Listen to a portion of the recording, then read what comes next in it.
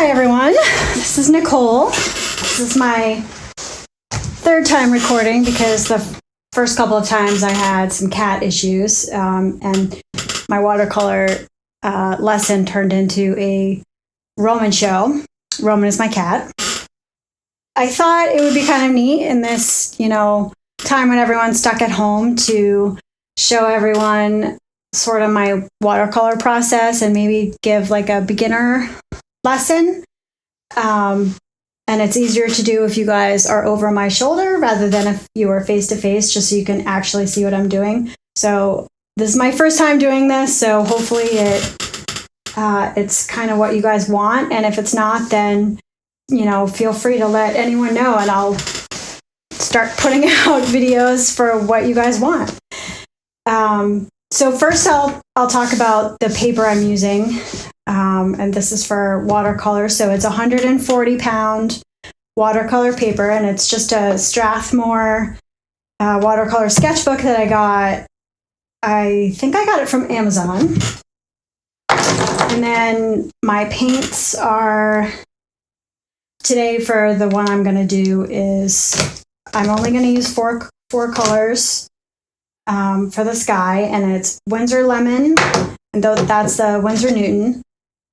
I have Sennelier, Rose Diore, and then my Azo Orange, which is M Graham, and my M Graham Alizarin Crimson. I like to use the M Grahams the best because I find them the most vibrant, and they really pop on the paper even after the paint has dried. Because a lot of times what happens with watercolor is it dries lighter on the paper than what it looks like in your, on your palette. So this is my ceramic palette that I like to use sometimes. You can use plastic ones like this one right here. You can use this side. I'm sort of a neat freak, so it's a little too hard for me to clean that one.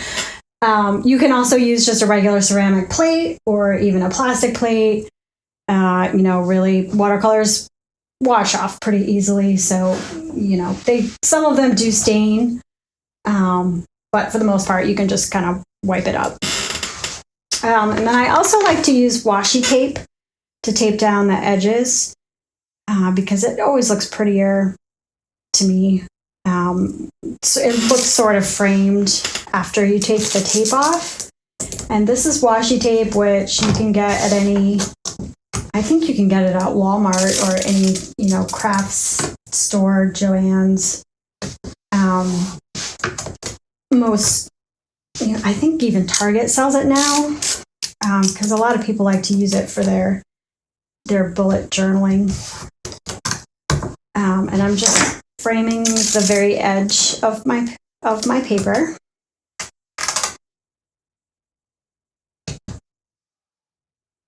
Right now. And then for my brushes, I'm using 3 flat brushes today.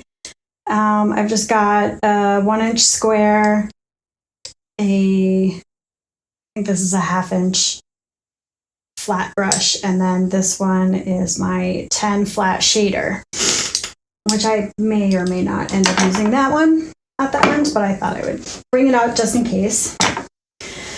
So the first thing that I found using this 140 pound paper, if it's not 100% cotton, it acts slightly different than if it were 100% cotton. And most of the student grade papers that you buy like at Joann's or Walmart or whatever, the Canson watercolor sketchbooks and stuff, those are all they're 140 pounds, but they're not 100% cotton, and so they act a little bit differently than the 100% cotton paper does. And I found the best way to sort of deal with that is to just use less water. If you use too much, it can kind of buckle a little bit, like it has sort of on this side, which isn't necessarily a bad thing, but it can lead to some surprises, and it's a little bit harder to add the paint to it afterwards. And then a lot of times, a lot of beginners will end up not liking their result, and then they give up, not realizing that there are ways around it, or that you can use different paper and all that stuff. So I hope to avoid that with you guys. But this sketchbook is one of the better ones that I've found, even for not 100% cotton paper. So what I'm going to do, I was thinking we would do like a sunset-y kind of scene with, some land and stuff in the middle, and I'll sort of show you. I'm not even working with a photo right now, because I've done these types of paintings, this particular scene, so many times that it's kind of in my head, and I personally find it a great warm-up before I do something more difficult, or even if you just want to kind of practice how to merge colors, like how the colors blend together. This is a great first exercise. And if you mess it up, that's okay.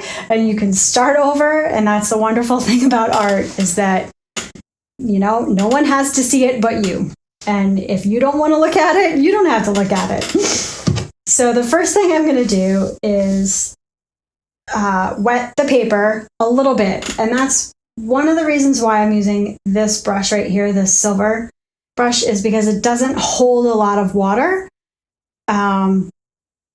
So the chances that, it's going to kind of flood my paper are smaller than if I were using a thirsty brush, as I like to call them. So I'm just going to wet the entire page.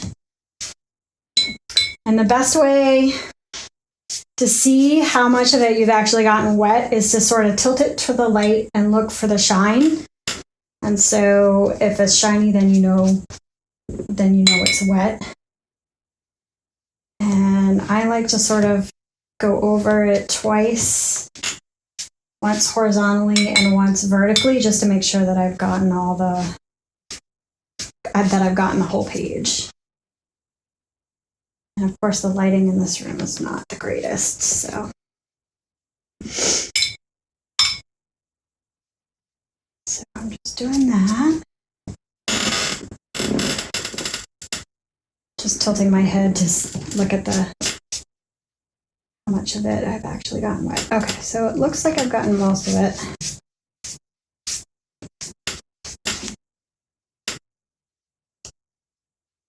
And I'm going to make my horizon kind of low, and you can draw in your horizon line just across the page if you want. I'm not going to. I'm just going to sort of wing it with a horizon, because sometimes if I draw it in, then I end up, it doesn't look right after, and I end up moving it anyway. So I sort of like to see what the paints on the page are going to do first.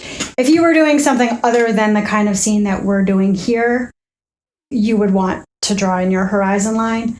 But since this one is just sort of loosey-goosey, we're going to sort of play with it, then it's not really that important to me. So the first thing I'm going to do is take a little bit of my yellow, my Winsor yellow, which does sort of have a little bit of a green tint to it, as opposed to some of the other yellows.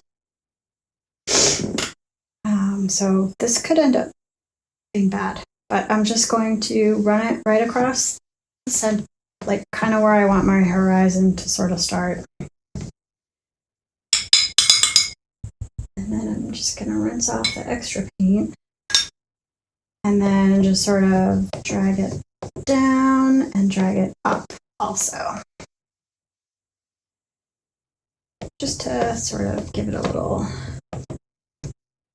And one reason I also like using the flat brush too is because it's so dry. Sometimes it'll pick up paint, so you have like kind of white streaks in there, which to me for sunsets always makes it look really cool.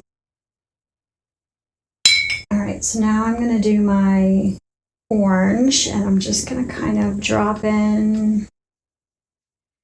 And some people like to go work from top to bottom, but when I'm doing these kind of sunsets, I like to work from the middle just because I know that that yellow is going to kind of stay in the middle.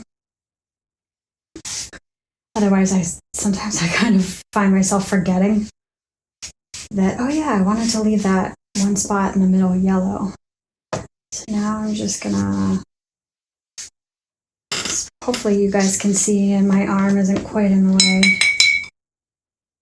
And now I'm gonna bring this down and kind of do the same thing. And see, I have to hold on to the bottom of this because the paper is buckling a little bit. If you have one of these clips, these are really good. I had it on the other side, but I think I'm gonna move it to down here just to help anchor the paper down, especially in these sketchbooks. So if you had just a plain piece of paper, it wouldn't really be that big of a deal.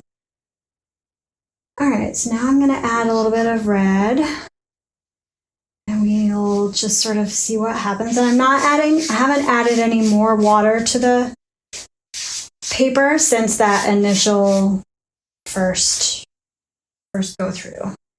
Now I'm just doing reds.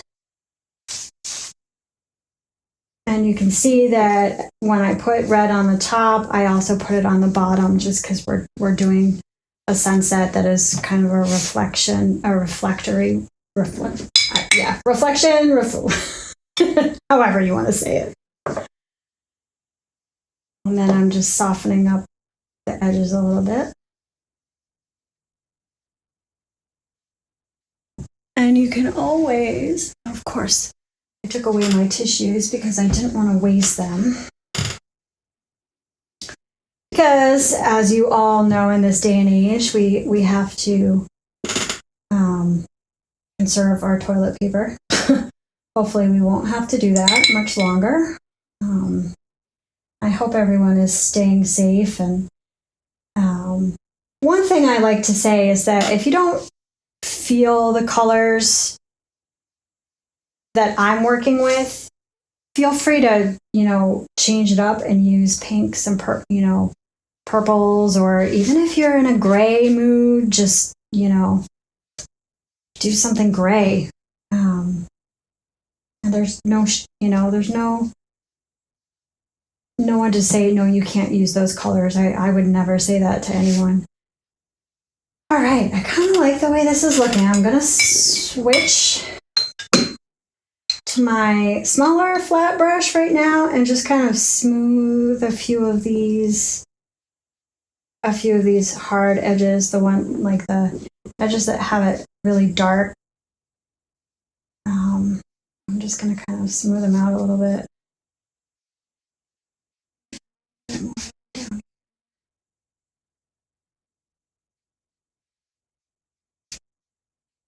There, that's kind of nice.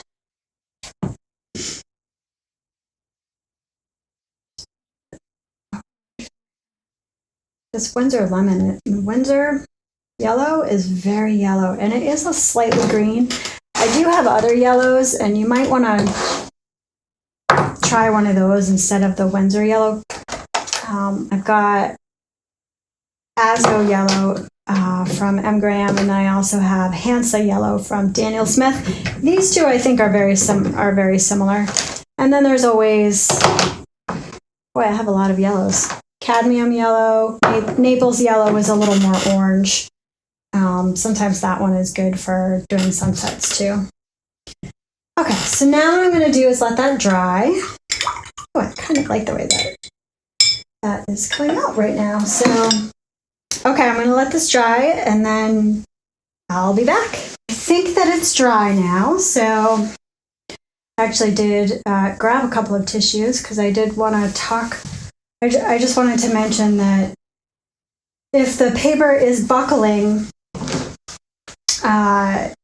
then you know that you're pretty much using too much water, and you can just sort of, sop it up a little bit with just regular tissue or a paper towel, just to sort of stop that. But this actually ended up not being too bad. So now we have our sky, and then the yellow, we have our horizon. So what I'm going to do is take my small flat brush, and you can use black. I don't like to always use black you can mix a lot of colors to make black, which I don't know. I find it a better way to use up my paints, actually, especially if I have them on my palette left over, and I still have some purple on this one too. So what I might end up doing, just to mix up a really dark color, is take my purple and my alizarin crimson, maybe even some orange, just to see what happens. And if it's not dark enough, then I'll add a little bit of Payne's gray to it, which it's not quite that dark yet. So I'm just gonna add, actually I'm adding purple. I kind of like the way this the purple and the alizarin crimson go together to make a super dark color. Sometimes you don't know exactly how it's gonna turn out on the paper, so it's good to have a scrap piece of paper laying around, which I happen to have. I'm just gonna use the back side of this painting right here just to see what it looks like. So that's pretty dark. I think that would be kind of cool. I kind of want to add a little bit more blue to it though, so I'm just gonna do a little bit of blue.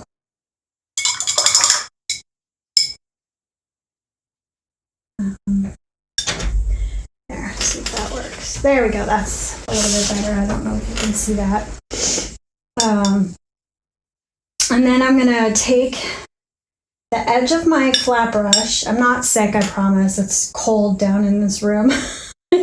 So my nose is getting stuffy. I'm gonna take my flat brush and just sort of do like a little land, like what's gonna look like land, in just a line. So I'm just gonna kind of go like this. Crossing out, my cat is whining outside my door.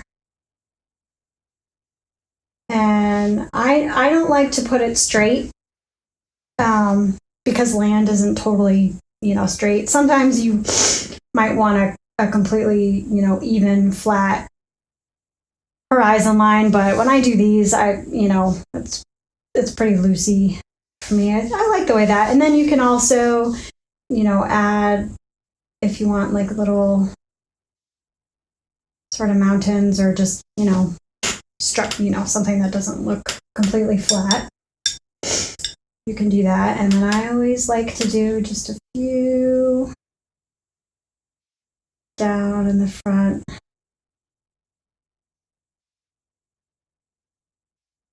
So it's good to leave a little bit of space. And then maybe I want, that to be a rock. That to be a rock. A couple of them over here on this side. Maybe we'll make this one go way out.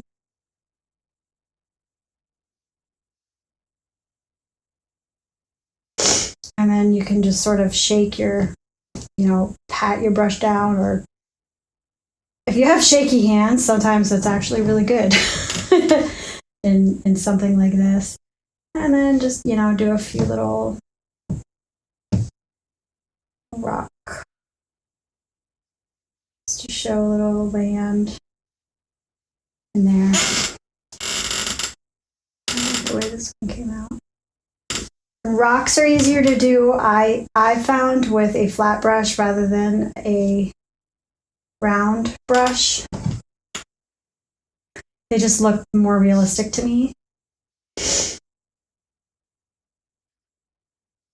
kind of taking a look. And, sometimes the best part, the most important thing about a painting is knowing when to stop and not overdo it, because I'm guilty of that and could probably sit here and play with this all day, and then I would end up messing it up. So I think I'm just going to make this one right here a little bit more handy. There. And to me, this one is almost done. I'm just going to add some birds in the sky, because there's a lot of empty space sort of up there in the sky, and for that you can use a small round or you can use a small flat. I have a small flat one here. I'm trying to think. I guess we could do that. And I like to use the same color as that I used for the land. And then birds, it's always, I think there's a rule of uneven numbers when you're doing a painting. There's something, I did not go to school for art. I'm not exactly sure why it's important, but it has something to do with composition. And just that odd numbers are better, are more pleasing to the eye, I guess, than even numbers. I don't really know if that's true. So I'm just going to do my little birds right here. And sometimes the birds are actually what will mess up the entire painting.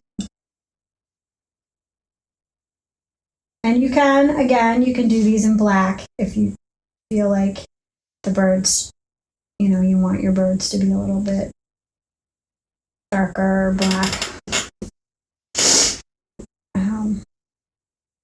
Might do 5. I'm not very good at doing birds because I always make them too narrow. So there, that's a little better.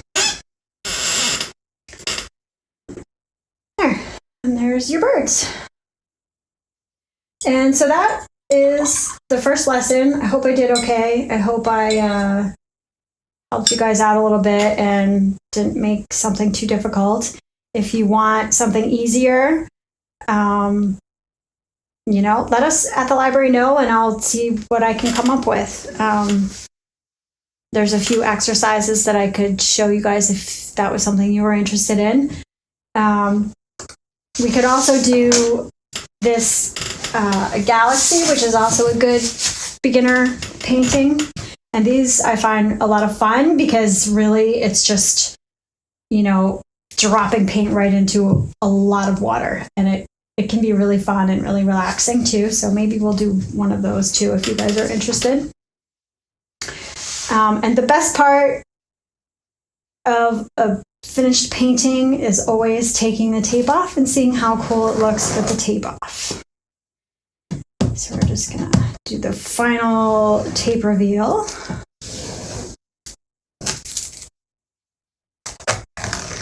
On this, my tape is still wet, but that's okay. And then we'll do, and voila!